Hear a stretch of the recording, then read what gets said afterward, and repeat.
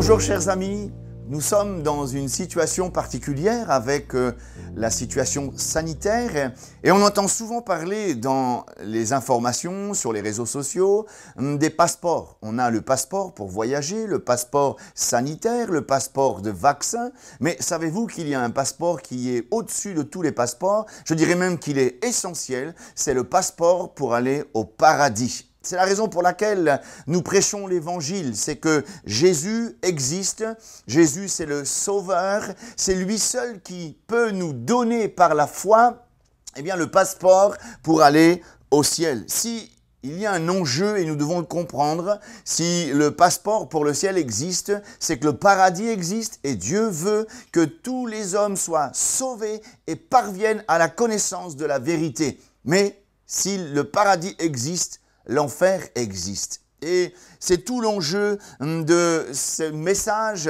c'est que vous puissiez comprendre qu'il est essentiel pour vous de prendre une bonne décision.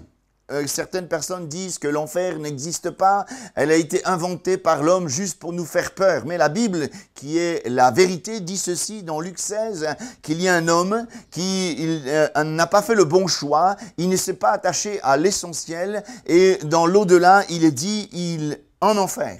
Il leva les yeux, étant dans les tourments, il vit Abraham au loin et Lazare dans son sein et il s'écria. Voici un homme qui n'a pas saisi l'essentiel, le salut de son âme. Il était dans le tourment et dans l'enfer. Il criait et il souffrait dans un lieu de tourment où il y avait des grincements de dents. Je pense que si nous pourrions voir un instant tout ce qui se passe dans ce lieu de tourment, nous serions surpris, étonnés et peut-être même terrifiés. Il y a un homme qui, peut-être, nous pourrions l'entendre encore aujourd'hui, c'est Caïn. Caïn pourrait crier aujourd'hui, comme il l'a dit dans Genèse 4 au verset 13, « Mon châtiment est trop grand pour être supporté. » Effectivement, Caïn, il est dans les tourments aujourd'hui car il n'a pas accepté le moyen de salut. Peut-être certains pourraient dire, mais il est dans le tourment parce que c'est un meurtrier. Pas du tout. Moïse était un meurtrier et pourtant il est dans le paradis. David, le roi David a été un meurtrier et pourtant il est dans le paradis. L'apôtre Paul était un meurtrier et pourtant il est au paradis. Qu'est-ce qui fait la différence ? C'est que Moïse, David, l'apôtre Paul se sont repentis et ont accepté le moyen de salut proposé par Dieu. La différence, c'est que Caïn était religieux, il voulait être sauvé par les œuvres, il s'est forgé une façon de faire pour être agréable à Dieu, mais il n'a pas accepté le salut proposé par Dieu. La Bible dit que sans effusion de sang, il n'y a pas de pardon de péché. Et je pense que jusqu'à maintenant, il doit répéter dans ce lieu de tourment, « Mon châtiment est trop grand pour être supporté ».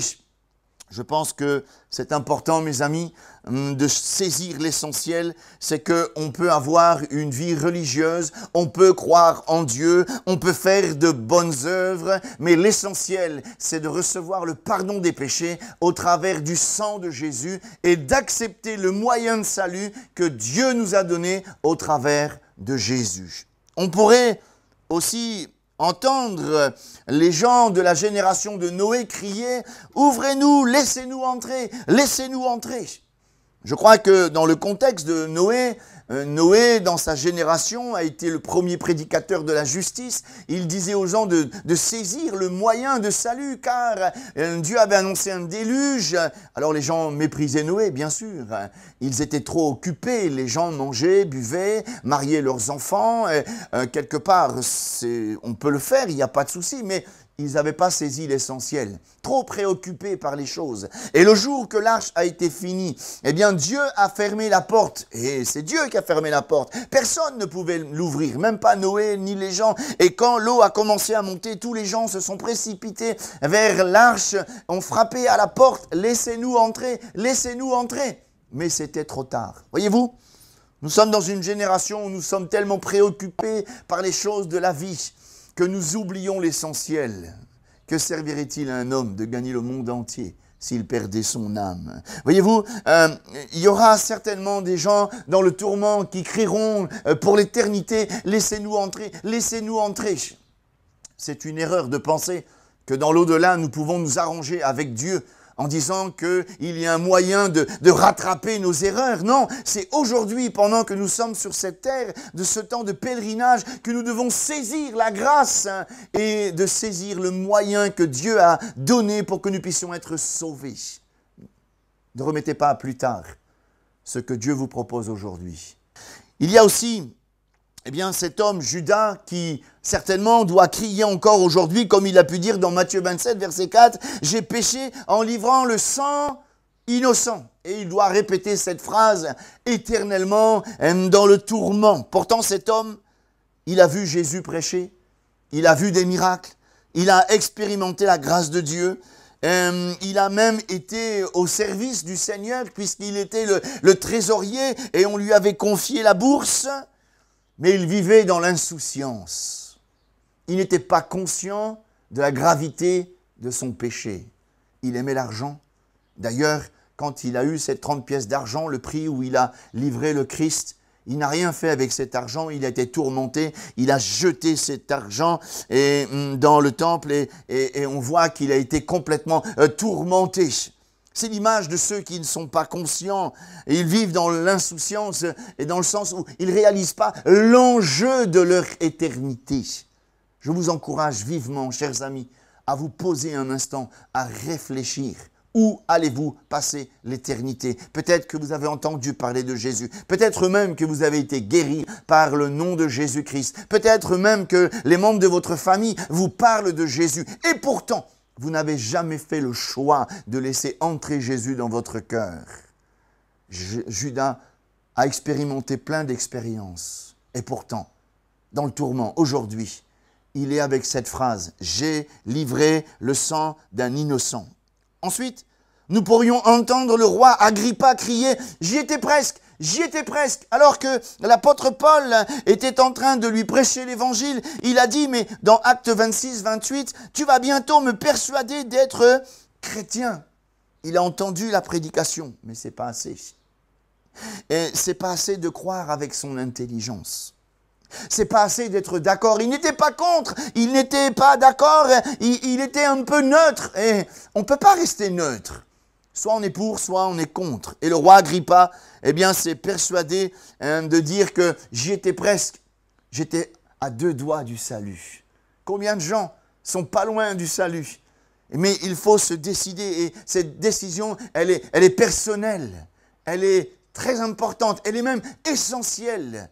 Réfléchis un instant et je pense qu'il y a beaucoup de personnes qui doivent être dans les remords. J'ai envie de dire aujourd'hui que l'enfer est pavé de remords. Ah, j'y étais presque, j'y étais presque. L'occasion vous est donnée maintenant, vous qui regardez cette vidéo, de vous humilier devant le Seigneur, de confesser vos péchés. Il sera fidèle et juste pour vous pardonner et l'assurance de la vie éternelle sera votre part. Votre nom sera inscrit dans le livre de vie. C'est l'essentiel. Prenez le temps. C'est vrai que nous sommes, comme je l'ai dit dans l'introduction, happés par toutes sortes d'activités, happés par toutes sortes de priorités. Nous voulons préparer un avenir, nous voulons préparer un avenir pour nos enfants, nous voulons réussir notre carrière professionnelle. Il n'y a pas de souci, c'est honorable. Mais l'essentiel, c'est d'avoir le passeport pour le ciel. L'essentiel, c'est d'être sauvé en recevant le Christ et non pas une religion. Il y a tellement de gens, j'en ai cité quelques-uns, qui sont dans le tourment et qui répètent les mêmes phrases. J'y étais presque, j'ai livré le sang d'un innocent, mon châtiment est trop grand. Et nous voudrions, de la part du Seigneur, vous épargner ces choses et vous soyez dans le royaume de Dieu avec tous ceux qui ont cru. Aujourd'hui, rien ne vous empêche d'entrer dans le salut en Jésus-Christ. Que Dieu vous bénisse et réfléchissez à votre éternité. Permettez-moi de vous poser une dernière fois cette question. Où allez-vous passer votre éternité? Soyez bénis, soyez sauvés maintenant.